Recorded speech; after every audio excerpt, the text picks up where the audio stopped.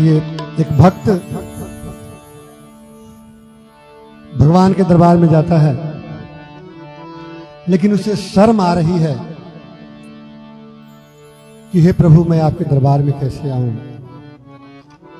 आप जो जो नियम बता के भेजे थे, यहां आके माया के जाल में मैं भूल गया और आपकी भक्ति नहीं कर पाया। मुझे आपके दरबार में आने में शर्म आ रही है।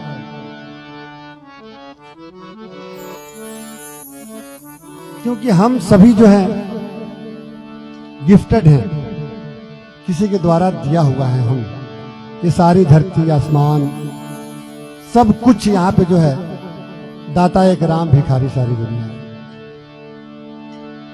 हम सभी को मिला है। और ईश्वर ऐसे हैं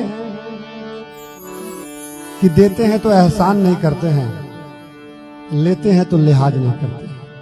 इसलिए किसी भी चीज को अपना नहीं समझना है, यह सब क्षण भंगुर है। कहा गया है कि यहां तक भी ये संपत्ति जो है, ये शरीर भी अपना नहीं है। शरीर या तो भगवतिक है, ईश्वर का है, और नहीं तो भारत सरकार का है।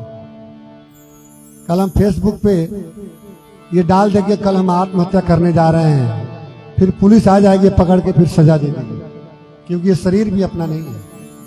आपको किसी चीज का अधिकार नहीं है, अच्छे कर्म का अधिकार है। लोग कहता है कर्म ही पूजा है, वर्क इज गॉड, कर्म भगवान भी है। लेकिन वो कौन कर्म? कर्म तो रावण भी किया था, कर्म दुशासन भी, दुर्योधन भी, हिरण्यकश्यप, कंस भी किया था। कर्म जो समाज के अनुकूल हो, धर्म के अनुकूल हो, सत्य के अनुकूल हो, सत्य कर्म, धर्म युक्त कर्म। अगर सत्य कर्म है तो जरूरी नहीं है कि आप जाके मंदिर में पूजा करें। कण कण में भगवान है, आप जहां बुलाएंगे। यहाँ पे गणेश जी सिद्धि विनायक है, लेकिन यहाँ हम विश्वासम फलदायक हम यहाँ बुला दिए हैं तो यहाँ आ गए हैं। जहां आपका विश्वास हो गया वहां ईश्वर आ जाए, हर रूप में है। मतलब कि हर बच्चे में, बड़े में, बूढ़े में, माता में, पिता में, सब में ईश्वर का ही रूप है। कभी किसी के प्रति कोई दुर्भावना ना रखा जाए, कोई ऐसा शब्द ना बोला जाए जो किसी को बुरा लगे। अगर कोई बोल देता है बुरा, तो बुरा मानने का चीप हटा दे, बुरा मानना ही नहीं। नफरत, ईर्ष्या, द्वेष, डाह, झूठ, ये सब हमारे पतन का रास्ता है। इतना सुंदर शरीर जो है, स्वर्ग जैसा जीवन को हम अपने कर्मों से नरकगामी बना लेते हैं। इतना सुंदर जीवन है, और इस शरीर की कितनी कीमत है शायद आप लोगों को पता नहीं होगा। इस शरीर की कितनी कीमत है, कितनी औकात है। पूरी सृष्टि बेच दिया जाए, धरती, चांद, सूरज, आसमान, ये छोटी बातें हैं इस शरीर के आगे। कहा जाए सूरज के समान, सूरज कुछ नहीं है इस शरीर के आगे। करोड़ों करोड़ों वर्ष में बड़े भाग मानुष तन पावा, न भूतो न भविष्यति। फर्स्ट एंड लास्ट चांस से जीवन मिला है, कहीं इसके प्रति दुश्मनी नहीं करना है। किसी ने कहा कि सबसे बड़ी बिल्डिंग दुनिया में कौन सा है? कई लोग बताया अरब में, दुबई में ये है, बुर्ज खलीफा है। सबसे बड़ी बिल्डिंग, सबसे आलीशान महल आपका शरीर है, और इसकी जिम्मेदारी आपको सौंपा गया है कि काम, क्रोध, ईर्ष्या, द्वेष, मद, पाप से इसको बचाना है, और इस धरती पे जीते जी स्वर्ग की अनुभूति कर लेना। स्वर्ग कहीं है नहीं, अगर कहीं है भी तो किसी ने देखा नहीं है, अगर देखा भी है तो बता नहीं सकता है। इसलिए जीते जी जहां निष्काम, निष्कलंक, निष्पाप, निस्वार्थ भावना हो, वहीं स्वर्ग की अनुभूति हो सकती है। जहां ईश्वर का गुणगान हो, जहां लेना देना नहीं हो, भक्ति हो, श्रद्धा हो, प्रेम हो, ईमानदारी हो, सत्यता हो, ऑनेस्टी हो। इस जीवन को इतना सुंदर बनाया जाए कि एक ही जन्म में हजारों जन्म का आनंद लिया जा सकता है, हजारों जन्म का, क्योंकि हजार जन्म तो होगा नहीं। इसी जन्म को हजार जन्म मान ले और रोज एक नया जीवन मान के चले। कोई ऐसा सब ऐसी बानी बोलिए मन का आपा खो, और उनको शीतल करे आप हो शीतल हो। एक शब्द भी कोई गलत प्रयोग ना करें जिससे किसी को आहत हो, किसी को तकलीफ हो। बहुत सुंदर जीवन है, स्वर्ग ही स्वर्ग है, पावन ही पावन है, पुण्य ही पुण्य है, भक्ति ही भक्ति है, श्रद्धा ही श्रद्धा। आइए एक भक्त जाता है भगवान के दरबार में, कहता है, बहुत पारंपरिक गीत है।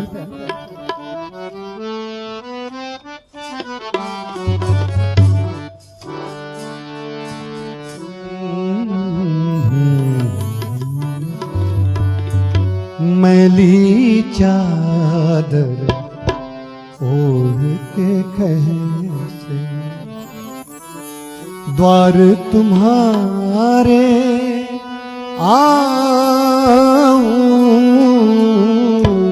मैली चादर ओढ़ के कैसे, मैली चादर ओढ़ के कैसे द्वार तुम्हारे हे पावन परमेश्वर मेरे, मन ही मन शर्माऊं, मैली चादर ओढ़ के कैसे द्वार तुम्हारे मैली चादर ओढ़ के कैसे।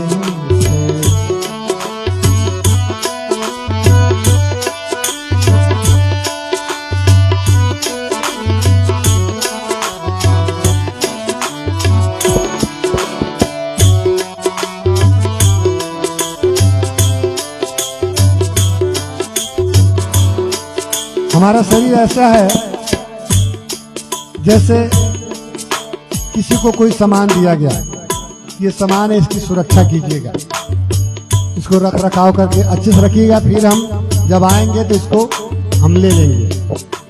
तो हम लोग गिफ्टेड हैं भगवान द्वारा, तो लागा चुनरी में दाग छुपाऊं कैसे, और जाके बाबुल से नजरें मिलाऊं कैसे।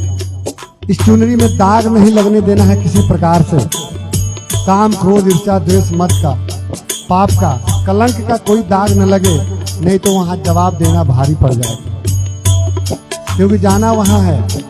मनुष्य जिंदगी क्या है कि जिंदगी मौत की अमानत है, किसी का दिया हुआ हम समान है, और हम अपना मेरा तेरा छोटा बड़ा इस सब मन से हटा के सर्वे भवन्तु सुखिनः सर्वे सन्तु निरामया सर्वे भद्राणि पश्यन्तु मा कश्चित् दुःख भाग् भवेत्। सबका भला हो, सबका कल्याण हो, सब में ईश्वर का ही रूप है, किसी को कोई तकलीफ ना दें, और इसको ज्यों का त्यों रख दीनी चदरिया झीनी रे झीनी। कुछ लोग धरती पे आए, ध्रुव प्रहलाद, हम लोग कहते हैं कि अभी भक्ति करने का उम्र नहीं है, देखा जाएगा, अभी तो एंजॉय किया जाए, दुनिया को जिया जाए, भक्ति तो कभी भी हो सकती है। प्रहलाद को 5 वर्ष में ही ब्रह्म ज्ञान हो गया था, और उनके पिता को 60 साल में भी कुछ पता नहीं था। पिता पुत्र में भी ऐसी भावना थी कि पुत्र को ज्ञान हो गया 5 वर्ष में।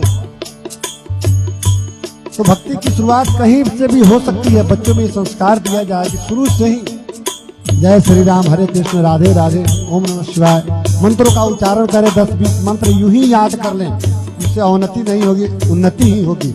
भक्ति से कभी नुकसान नहीं होता है। और कोई ये भी नहीं कहा कि कहाँ भक्ति में फंसा दिए हो, ये सब बेकार काम है, पाप का काम, ऐसा कोई नहीं कह सकता, चाहे कितना भी विद्वान हो।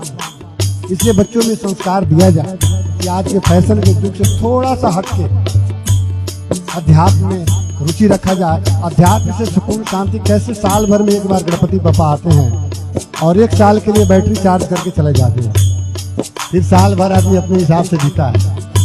तो ये भक्ति है। कहता है भक्त, तूने मुझको जग में भेजा निर्मल देकर काया, तूने मुझको जग में भेजा निर्मल देकर काया, आकर के संसार में मैंने इसको दाग लगाया,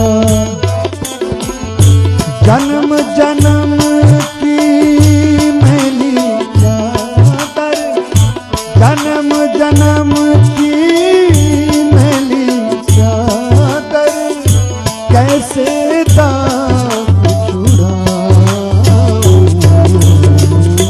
मैली चादर ओढ़ के कैसे द्वार तुम्हारे आऊं,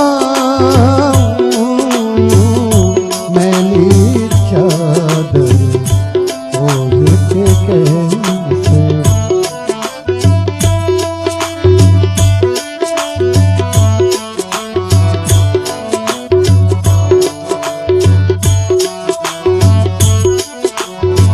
निर्मल वाणी पाकर मैंने, कितनी सुंदर बातें हैं। निर्मल वाणी पाकर मैंने नाम न तेरा गाया। तूने हमको निर्मल करके भेजा था। एक बच्चा जो है उसमें कोई पाप नहीं होता है।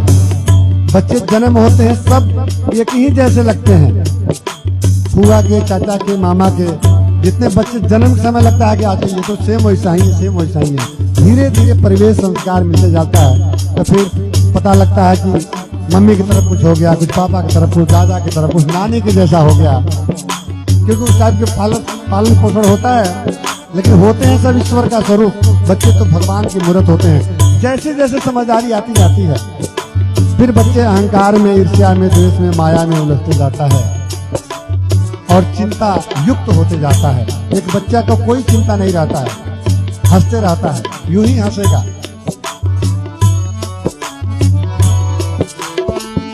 निर्मल वाणी पकड़ मैंने नाम न तेरा गाया। हो निर्मल वाणी पकड़ मैंने नाम न तेरा गाया। नैन मूंद कर हे परमेश्वर कभी न तुझको आया।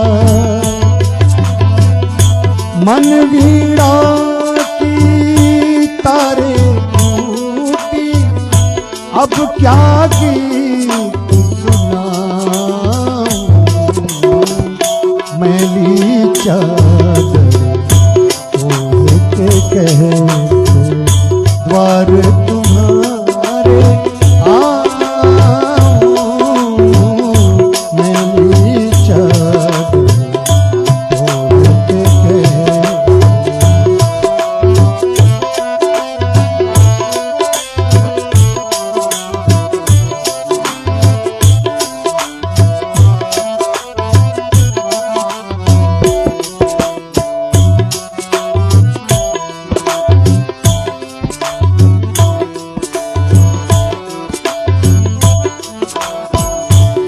और कहता है भक्त,